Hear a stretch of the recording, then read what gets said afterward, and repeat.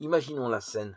Les enfants arrachés à leur mère, les poignards ou les glaives, les corps fracassés, entre les murs et les poutres, les têtes écrasées.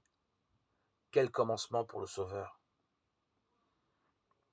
Par chance, il n'est très probablement aucune réalité. Il s'agit une fois encore d'un symbole, ou plutôt d'une référence historique. La mort des innocents de Bethléem inaugure la nouvelle alliance entre Dieu et les hommes, comme celle des enfants égyptiens, justement, avait inauguré l'alliance avec Moïse. Pharaon s'étant opposé au départ des Hébreux déportés sur ces terres, Dieu frappa les pays de 9 plaies. Alors l'Éternel dit à Moïse, vers le milieu de la nuit, je passerai au travers du pays d'Égypte, et tous les premiers-nés mourront dans le pays d'Égypte, depuis le premier-né de Pharaon assis sur son trône jusqu'au premier-né de la servante, qui est derrière les meules, et jusqu'au premier-né des animaux. C'est alors que fut instituée la Pâque juive, située au premier mois de l'année, le 14e jour de ce mois. On immole un agneau entre 15 heures et le coucher du soleil. On met de son sang sur les 2 poteaux et le linteau de la porte avant de le manger. C'est la Pâque de l'Éternel.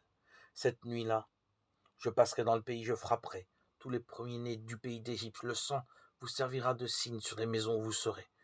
Je verrai le sang et je passerai par-dessus vous, et il n'y aura point de glaive qui vous détruise. Nous sommes dans un monde de symboles. Leur auteur entendait certes répondre à des ragots qui circulèrent après la crucifixion sur les conditions de la naissance de Jésus.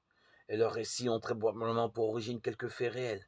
Mais ces faits furent enjolivés et déformés par ceux qui les contaient et ceux qui les répétaient pour enseigner aux communautés chrétiennes qui était vraiment Jésus.